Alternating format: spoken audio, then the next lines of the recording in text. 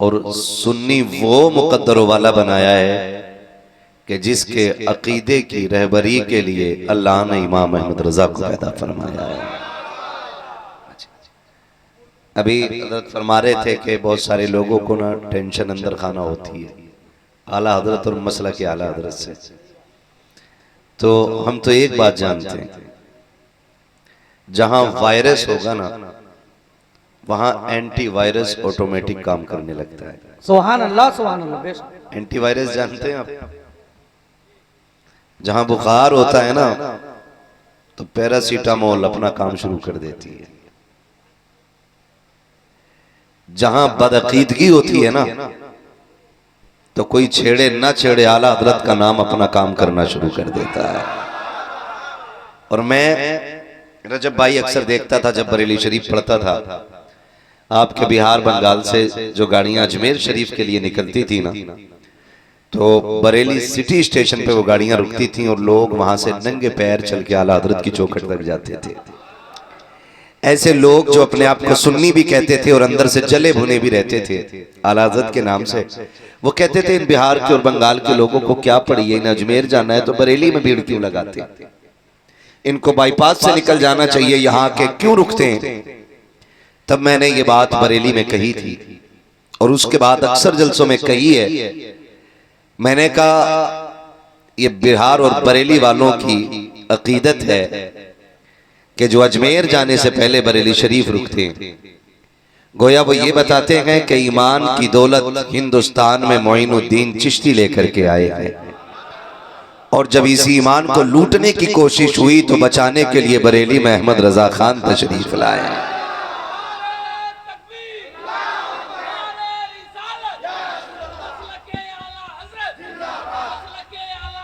जिंदाबाद। मैंने कहा था, मैंने कहा बिहार बंगाल के किसान को तो समझ में आया आला हजरत कौन है, लेकिन 1.5 फीट की टोपी लगाने वाले गधे को समझ में नहीं आया आला हजरत कौन है।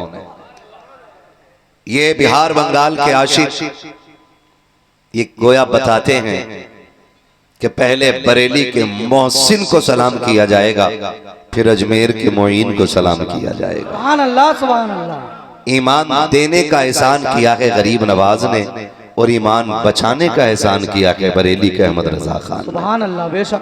तो अब ऐसे लोग हैं जो चिढ़ते हैं वो उनकी मर्जी है, लेकिन हम सुन्नी लोग जिन्होंने आला हजरत से सुना है कि जान है इश्क मुस्तफा, रोज फजू करे खुदा, जिसको हो दर्द का मजा नाजे दवा उठाए क्यों, जिसको हो दर्द का मजा नाजे दवा उठाए क्यों। और ये हमें आला हजरत ही ने सिखाया है कि वो जो न थे, जिनको याद है वो बोले मेरे साथ, वो जो न थे तो कुछ न था, वो जो न हो तो कुछ न हो।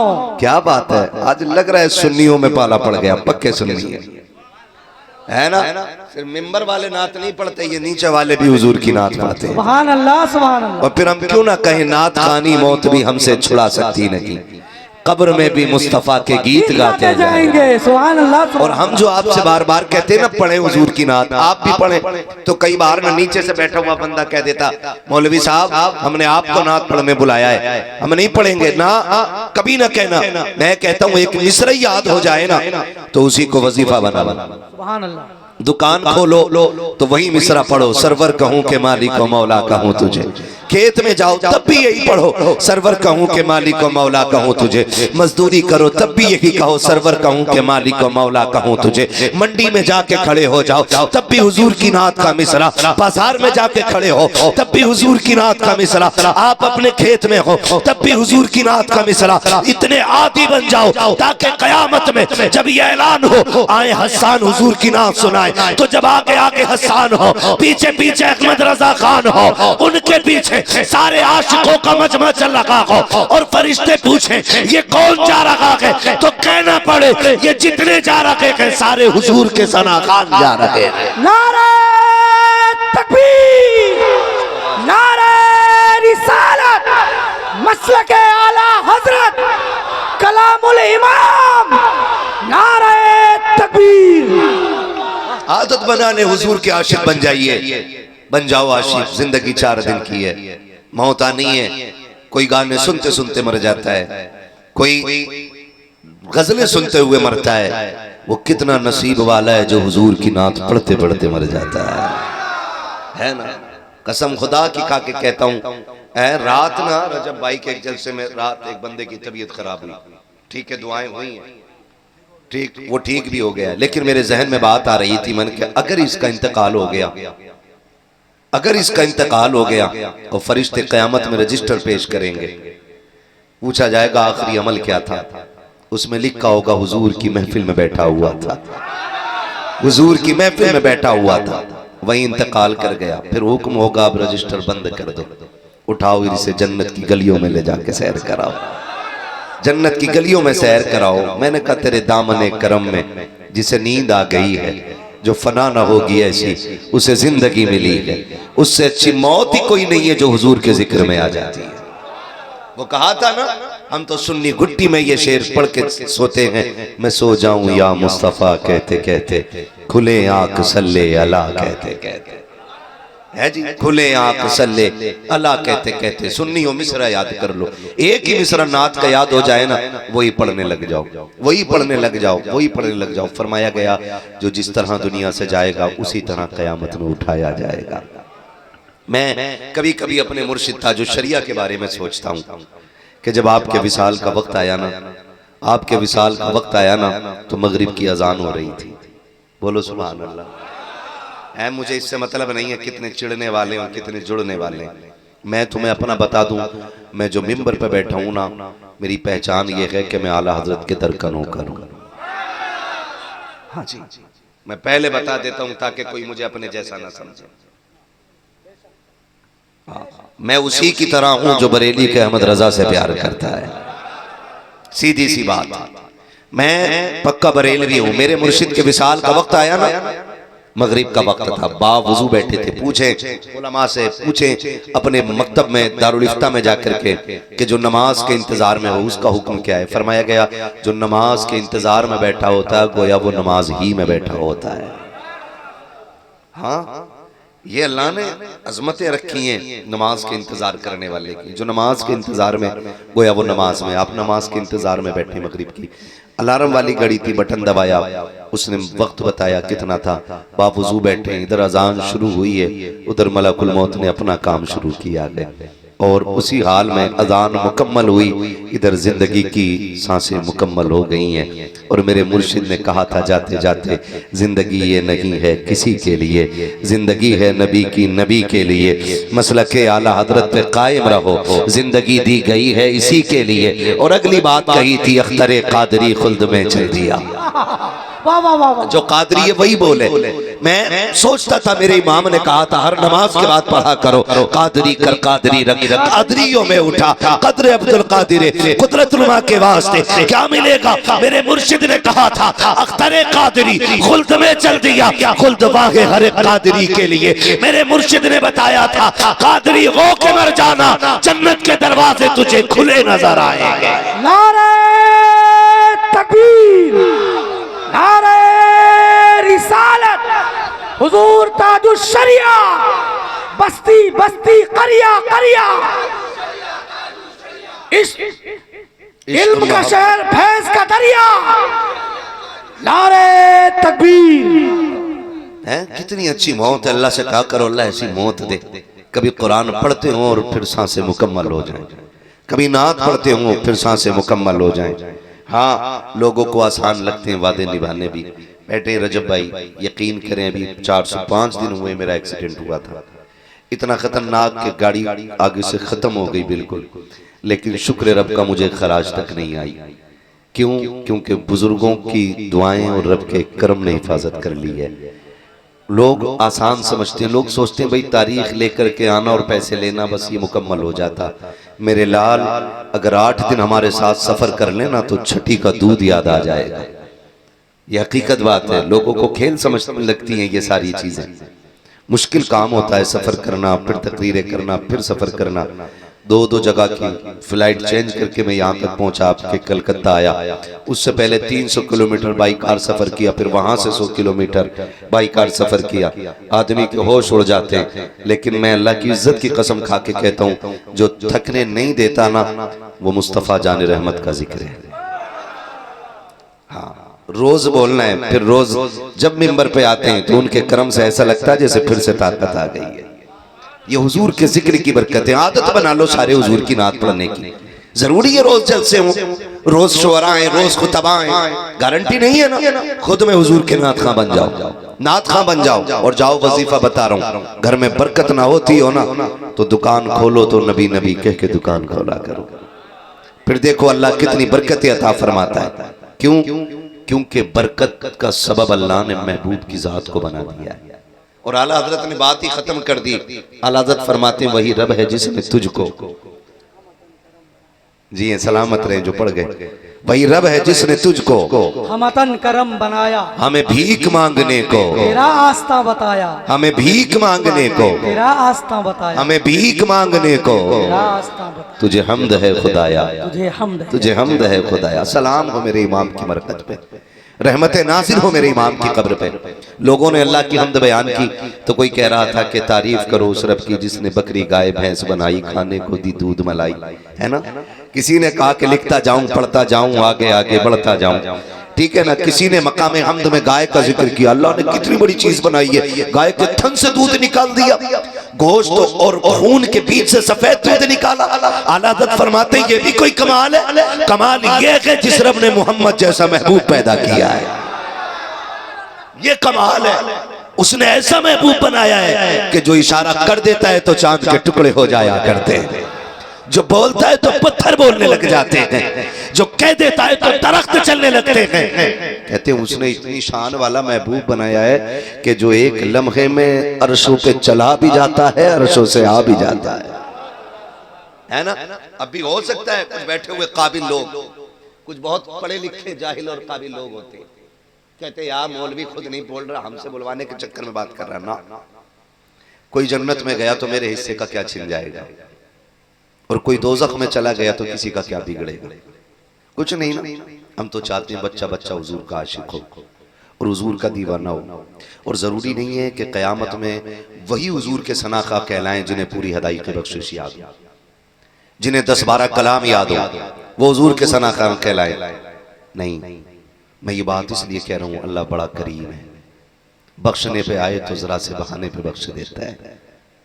हाँ, और हिसाब लेने पे आए ना तो करोड़ों बरस की इबादत हम पे मार के कहता है तूने कोई नेकी नहीं की। बड़ा बेनियाज भी है। कमेटी वालों से कहूंगा जलसा हो रहा है, कल कोई पूछे कैसा जलसा था, ये बिल्कुल मत कहना तकरीर अच्छी हुई थी, हमने फलां को बुलाया था, फलां को बुलाया था। जब बिस्तर पे जाके लेटो ना तो झोली फैला के कहना मालिक महफिल हमने सजा ली थी, कबूल करना तेरा काम है। हमें बिल्कुल ये नहीं चाहिए कल कोई के गुलाम मुस्तफ़ा तेरी मेहनत रंग लाई, मौलवी डट के तकरीर कर गया, रजब साहब बड़ा काम कर दिया तुमने, हमारा फलां को बुला दिया था ना। ये दुआ करना अल्लाह जो मेहनत की है ना इसे कबूल कर ले। कोई तारीफ यहाँ करे ना करे इसका सिला क़यामत में दे देना। तुम नहीं जानते हो ये महफिलें इतनी बरकत वाली होती हैं, इतनी बरकत वाली होती है। मैं आज तक वो बात नहीं भूला। एक बंदा बड़ा गरीब था, वो देखता था कि हर 12वीं पे लोग हुजूर के नाम का लंगर करते। उसके दिल में आया कभी मैं भी हुजूर के नाम की महफिल सजाऊं। उसने वो चप्पल सिलने का काम करता था, नकीब साहब चप्पल सिलने का, जूतियां सिलने का, हमारे यहाँ मोची कहते हैं उसको, इधर क्या कहते हैं समझ रहे हैं ना सारे लोग, मोची कहते हैं इधर भी। वो मोची था, जूतियां सिलता रहा, एक एक आना बचाता रहा। जब कई साल हो गए ना उसने देखा ना इकट्ठा हो गया पैसा, उसने जानते हो ना हुजूर के नाम की महफिल सजाई, हुजूर के नाम की महफिल सजाई और दरवाजे पे ना जमीन पे कपड़ा बिछा के बैठ गया।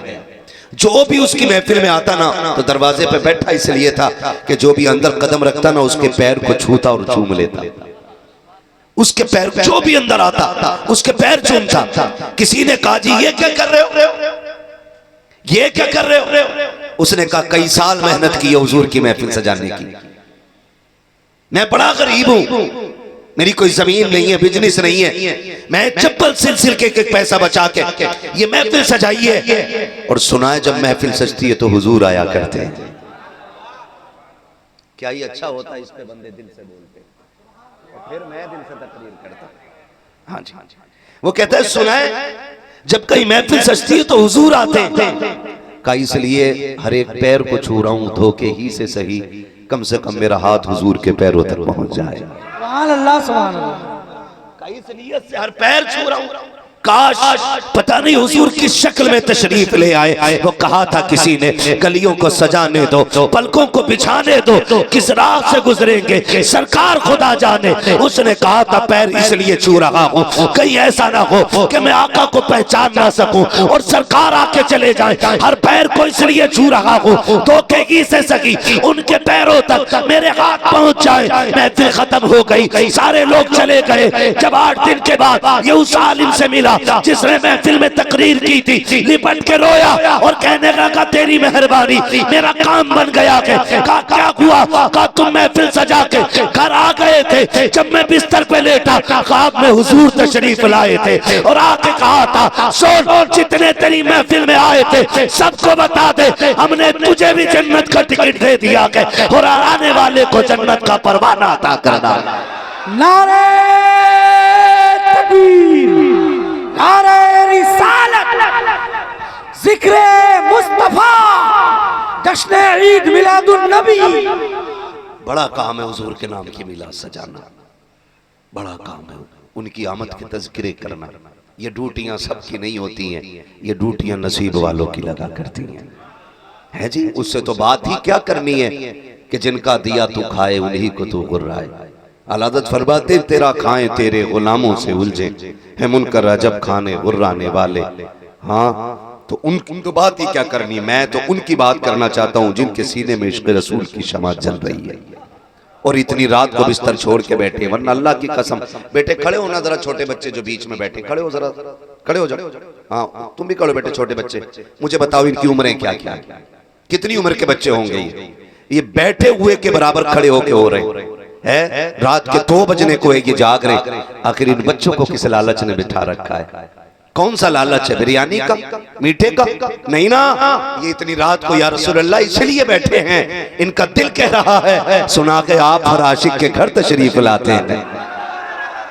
ये बच्चा बच्चा इस उम्मीद पे बैठा है, सुना है आप हर आशिक के घर तशरीफ लाते हैं, मेरे घर में भी हो जाए चरागा या रसूल अल्लाह।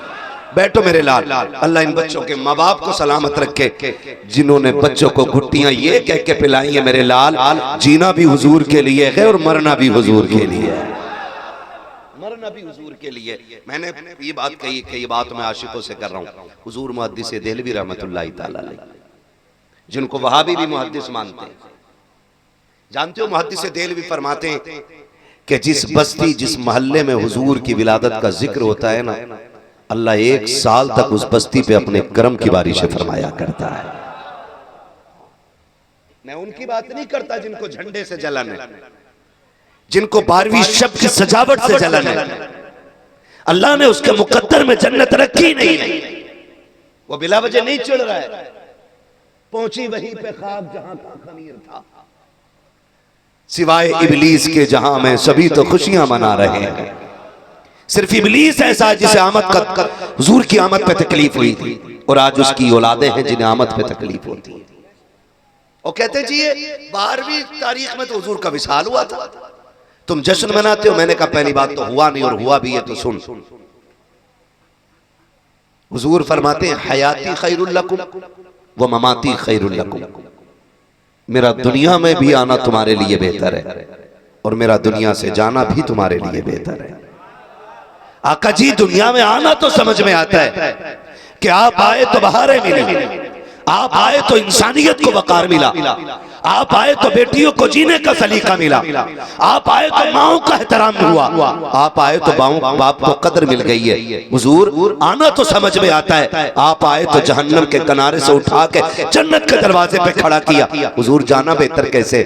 फरमाया मैं आया ना तो तुम्हारे अकीदों की इस्लाह करता रहा, तुम्हें कुफ्र से बचा करके रब की इबादत की चौखट पे दहलीज पे लाके खड़ा कर दिया। जमीन पे रहा, तुम्हें गुनाहों से बचाता रहा। और जब मैं जमीन के अंदर जा रहा हूं तब भी फिक्र न करना, मैं जमीन के नीचे जाकर के तुम्हारी मगफिरत की दुआएं करता रहूंगा। अल्लाह अकबर। आवाज आती है, आवाज आती है, रब्बे हबली उम्मती कहते हुए पैदा हुए। रब ने फरमाया कि बख्शा, अस्सलातु वस्सलाम, मैं वो सुन्नी हूं जमीले, कादरी मरने के बाद मेरा लाशा भी पढ़ेगा। हाँ जी, सारे सुन्नी बैठे ना, फिर आवाज भी वैसी निकलनी चाहिए थी, मेरा लाशा भी पढ़ेगा। जियो सलामत रहो, मैं मुबारकबाद फिर पेश करूंगा। खुदा आपको सलामत रखे।